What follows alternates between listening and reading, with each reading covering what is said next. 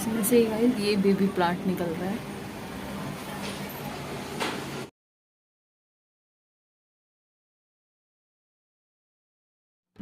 Hello guys, कैसे हैं आप सब। उम्मीद करती हूँ आप सब ठीक होंगे।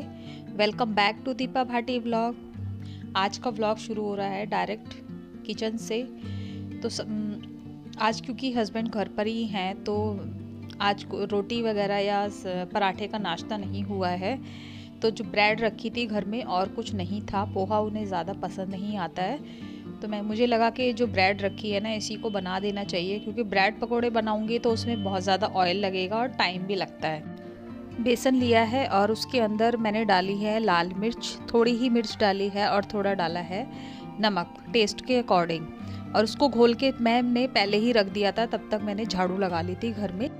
तो ब्रेड को ना बीच में से काट लिया है और इसके अंदर डिप करके ये जो मेरा नॉन स्टिक वाला पैन है इसके अंदर रख दूंगी। और इसको मैं घी से ही बनाऊंगी, क्योंकि इस घी से ना बहुत अच्छा फ्लेवर आता है। और ये देखिएगा, इस बेसन भी ना कम पड़ गया है, मुझे लगा शायद हो जाएगा, लेकिन मैंने गाढ़ा गाढ़ा घोला था तो इस वजह से कम पड़ गया है। और सब तीनों के लिए नहीं होगा, वरना कोई ना छूट जाता, फिर दोबारा बनाना पड़ता। तो मैंने दोबारा से बेसन घोल लिया है, वही चीज़ें सारी दोबारा से डाल दी हैं और थोड़ा थोड़ा करके घोल लिया है, क्योंकि उसको एक साथ घोलते हैं ना, एक साथ पानी डाल के, तो उसके अंदर गुठलियाँ बन जाती हैं। और ये वाली बात मैंने आपको बहुत बार बताई है। बेसन को घोल के रख दूंगी और जब तक मेरे ये जो पैन पर ब्रेड रखी है ना, इसको सेकूंगी जब तक वो रेस्ट कर लेगा, क्योंकि थोड़ा सा रेस्ट करने के लिए भी रखना चाहिए। उससे ना बहुत अच्छे बनते हैं और अच्छे से फूल भी जाते हैं। और इस पर मैं घी लगा के ही बनाऊंगी और इसको अच्छे से दबा दबा के, क्योंकि थोड़ा कुरकुरापन आ जाता है तो बहुत अच्छा टेस्ट आता है। मैं तो ज़्यादातर ना यही बनाती हूँ। ब्रेड पकोड़े में ना बहुत ज़्यादा तेल चला जाता है और टाइम भी बहुत लगता है। ऐसा नहीं है, कभी बाई चांस बना लेती हूँ, कंटिन्यू नहीं बनाती हूँ। और ये वाला चीज़ मैं ज़्यादा बनाती हूँ। और दूध में से निकाल देती हूँ मलाई, क्योंकि चाय भी बनानी है साथ के साथ, तो उसमें चीनी चाय पत्ती डाल दूँगी। और हस्बैंड के लिए थोड़ा कम ही डालूँगी, क्योंकि उनको मीठा मना है।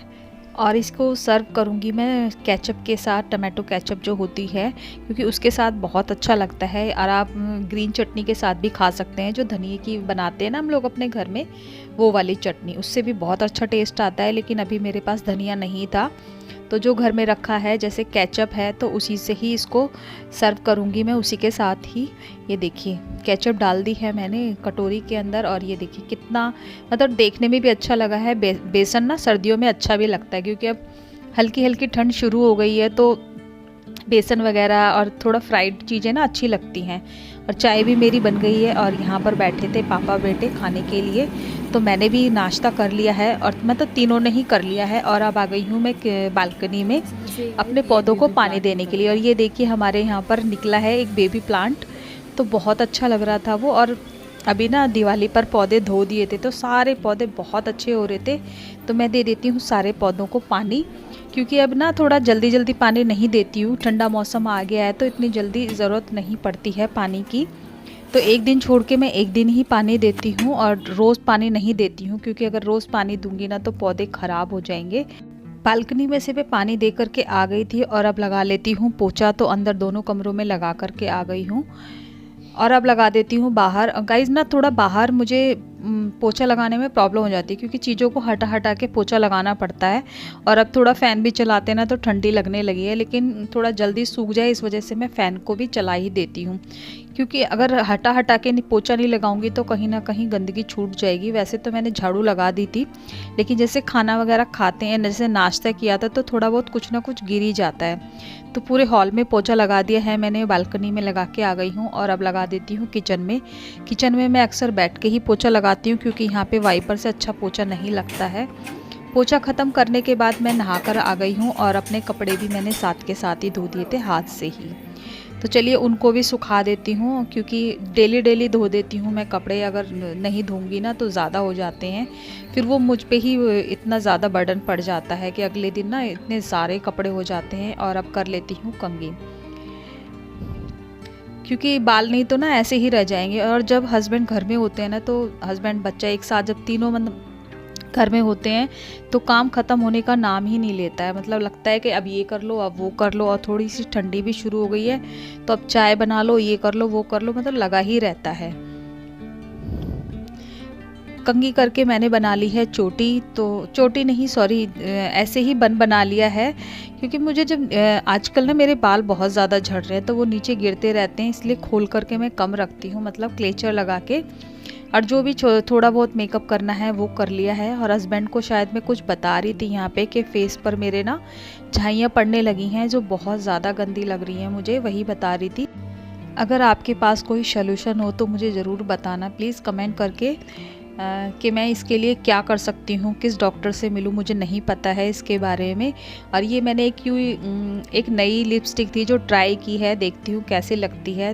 देखने में तो अच्छी थी, और वो थी ब्रश वाली जो होती है। और ये देखिए हस्बैंड भी कुछ किचन में काम कर रहे हैं, कुछ मिक्सअप ही कर रहे हैं, शायद चावल और दाल रखी हुई थी उसको एक साथ मिक्स करके ना बेटे को खाने के लिए दे रहे हैं, क्योंकि लंच का टाइम हो गया है तो यही रखा हुआ था तो इसी को ही देने लगे हैं। वो कह रहे चलो ठीक है तू ये कर रही है तो मैं ये वाला काम कर देता हूँ, क्योंकि अभी मुझे बर्तन वगैरह सब लगाने हैं। और गाइस ये जो कल के कपड़े थे ना, ये मैं उतार के ले आई थी, इनको मैं फ़ोल्ड कर देती हूँ। इतने सारे कपड़े हो जाते हैं जो ख़त्म होने का नाम ही नहीं लेते हैं। अगर एक दिन कपड़े ना धो ना, अगले दिन इतने सारे कपड़े हो जाते हैं, ऐसे लगता है जैसे बर्तनों के हमारे बच्चे पैदा हो जाते हैं ना, जैसे सिंक कभी खाली ही नहीं रहता है, वैसे ही कपड़े भी कभी ख़त्म नहीं होते हैं जो डेली हर दिन निकलते हैं। कितना भी धो लो, आज धोए हैं आज लगेगा कि काम ख़त्म हो गया, अगले दिन फिर से वही हो जाता है। कपड़ों को कर लेती हूँ फोल्ड, और जो कुछ कपड़े ऐसे हैं जिनको मुझे प्रेस के लिए रखना है, तो जो हस्बैंड के कपड़े हैं वो तो मैं बाहर भेज देती हूँ प्रेस के लिए, और जो मेरे अपने कपड़े होते हैं उनको कर लेती हूँ मैं घर पे ही प्रेस। जैसे बेटे के और मेरे होते हैं तो उनको मैं घर में ही कर लेती हूँ, बाहर नहीं कराती हूँ। और आज बेडशीट भी 3-4 हो गई थी जो मैंने धोई थी कल, उन्हीं को फोल्ड करके रख देती हूँ, क्योंकि नहीं इसमें ना फिर सुकड़न आ जाती है और वो फिर प्रेस मांगती है बिछाते समय, फिर गंदी लगती है वो, इसलिए ना जल्दी से फ़ोल्ड कर देती हूँ। जैसे मैं कपड़े उतारती हूँ ना वैसे ही फ़ोल्ड कर देती हूँ। हाँ कभी हो जाता है कि दूसरा काम पड़ा है तो नहीं कर पाती हूँ, नहीं तो मैं टाइम निकाल के उनको कर ही देती हूँ साथ के साथ, नहीं तो बहुत ज़्यादा गंदा हो जाता है। हस्बैंड के कपड़े भी निकले हैं कुछ प्रेस के लिए, तो उनको मुझे प्रेस के लिए देना है शाम को। आज की वीडियो का मैं यहीं एंड करती हूँ, मिलते हैं आपसे नेक्स्ट व्लॉग में। तब तक के लिए मेरे चैनल को लाइक करें, शेयर ज़रूर करें और कमेंट करें। Take care, bye bye, thank you for watching.